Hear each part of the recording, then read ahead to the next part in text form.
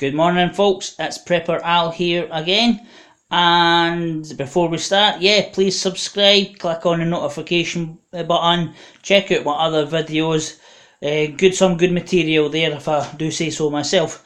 So anywho, yesterday I made two videos. It was Bug Out Bag Part 1, Bug Out Bag Part 2, and then after I uploaded the videos I said to myself, I could have mentioned a few other items that are good for a bug out bag and mention a few items that maybe not be good for a bug out bag. The idea is this: your bug out bag has to be tailored to you personally, but also to the risk factors in your area. And bug out bags vary. If you go on YouTube and look at, there's thousands of videos about bug out bags, and a lot of them are the same, a lot of them are very similar, different variations, and a lot of them look at all the great fancy ass gadgets you can get out of the camping shops, etc, or online places. But you need to keep your bug out bag simple. It needs to be light.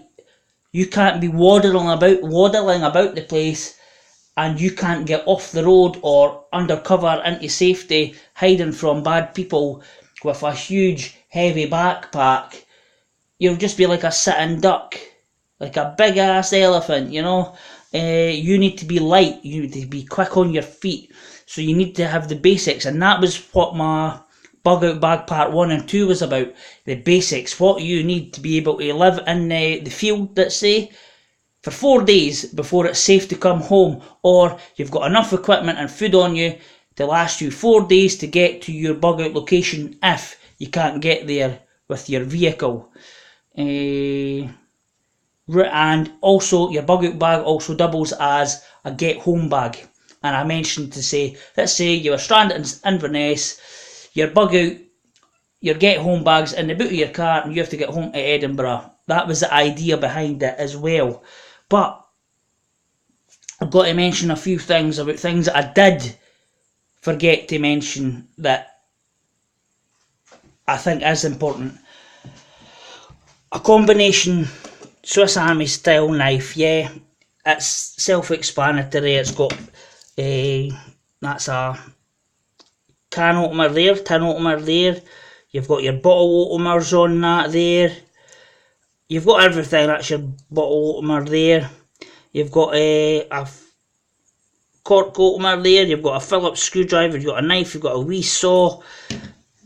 A combination tool, a Swiss Army knife, is awesome. That's brilliant.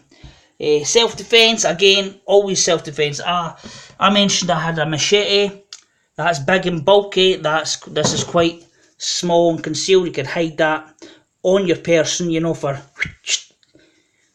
quick action there. Also, this is one of my everyday carry.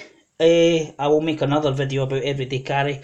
It's a wee hold in your palm of your hand, knuckle duster, you know. It's plastic, it's light, you know. You could actually probably get, I don't know, a metal detector with that. Hey, you behave though. Other things though, right, for water filtration and purification. Now in your army ration packs, I mentioned I use the British Army ration packs, you always get your water purification tablets. So if you're going down the army ration packs way, you will always get these, but you could buy these online. They're Oasis water purification tablets. You'll get 10 tablets and a sachet for 99 pence, and you could buy in bulk. That's what I do. And this is a Boonies water filtration bag. So all this can wrap up, fold up to be quite small. Always think lightweight. Always think of bulk. You don't want bulk, you don't want heavyweight, you want to be light and nimble with your bug out bag.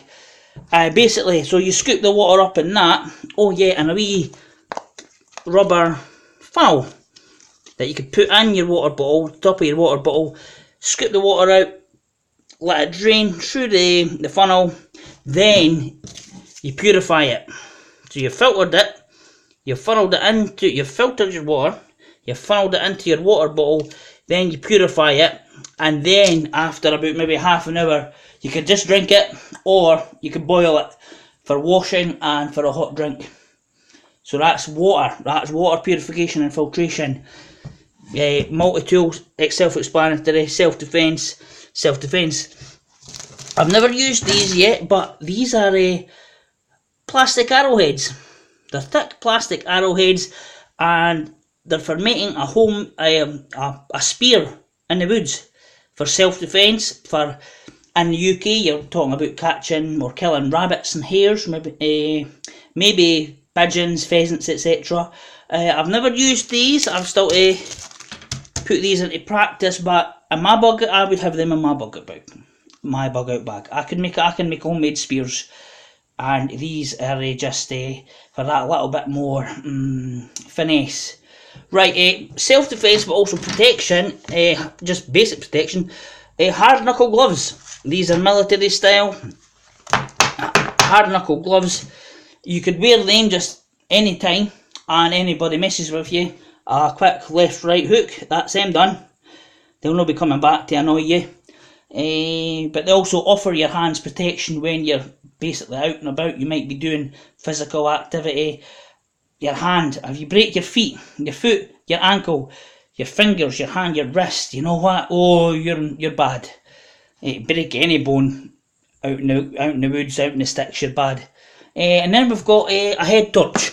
Now, I did mention that I had a small wind-up handheld torch the other day, but a head torch is awesome, especially if you're travelling at night or you have to do some personal admin throughout the night. You know, you have to get up and run away. And a head torch can actually be self-defense. People will sneak up on you in the dark. If you've got your head torch on, you look where they're coming from, the chances are they're looking at you in the dark. They're trying to sneak up on you. You put your head torch on, you're initially got to blind them, you're also initially got to see them. You'll see them as they're blinded for maybe 2-3 seconds. Oh bugger, what's that? And then that's when you run. So I'm just going to say that's when you run. So that is the basic additional items that I would suggest you have in a bug out bag. Now, I know that you've been watching the video and you see the gas masks. Right. A lot of bug out bag videos have gas masks. Military style, military grade gas masks. Civilian grade gas masks. You know what? This is the S10 respirator. British Army. It is probably one of the best respirators in the world. If you got to buy one, either you want to buy a gas mask, buy that. Or buy the German Bundeswehr M65Z gas mask. Right, okay, gas mask though. Right. Right. That will not protect me from smoke. That's not designed to do that. It's designed to protect me from CS gas, chemical, biological agents and radiation. However, it will protect my face and my respiratory system, well, to a point. That's why you need the NBC or the CBRN overalls, the trousers and the over jacket. Then you've got the over gloves, then you've got the over boots which are hiding somewhere. And then you need the Fuller's Earth and the decontamination paper Mark 1. Then you need your detector papers. That is bulk. That, I don't see a lot of bug out bags. I see a lot of bug out bags showing gas masks, but not with everything else that you need with your gas mask. If you're using a gas mask, you are then contaminated. All your equipment is contaminated. So if you're wandering out in the woods as a survivalist using your gas mask, you're contaminated. You need a building. You need a room that is specifically designed for decontamination. And this is all bulk. Now, regardless, there might be the situation may be World War III, right, fair enough, but you're not going to be wandering about every day, because you've got to run out of equipment to decontaminate. Yeah, that's the point. I don't see very many people using all of this shebang when they're talking about bug out bags. It's just, they always just focus on the gas mask. the gas mask will protect your face and your lungs for a short period of time, but your skin is still, the rest of your body is still exposed. And if you've not got the decontamination paper or the CBRN overclothes, the jacket and the trousers, then what's the point? This is a pet hate of mine. People running about looking like tactical. I've got a gas mask, where's the rest of your equipment? You're contaminated. I know I'm rambling on about this, but it's a pet hate. Well, would I carry a gas mask? I'm not too sure. It all depends on the situation. That's why it's called a bug out bag. You've got your bug out bag ready, but I would have that in a separate holster and have to assess, do I need this, do I not? Because then I have to take everything else. Has it got to be a World War III maybe? Has there been a dirty bomb? You know what? You shouldn't be going out in World War III. You shouldn't be going out if a dirty bomb has been detonated in your area, or if the local petrochemical plant has just went tits up and exploded for some reason, releasing stuff into the air. You'll be in your house. The safest place for you is in your house. So go YouTube CBRN, Google CBRN, find out the risk factors, find out the decontamination procedures, because if it's a situation like that, unless you are in the immediate ground zero, then the safest place is in your house.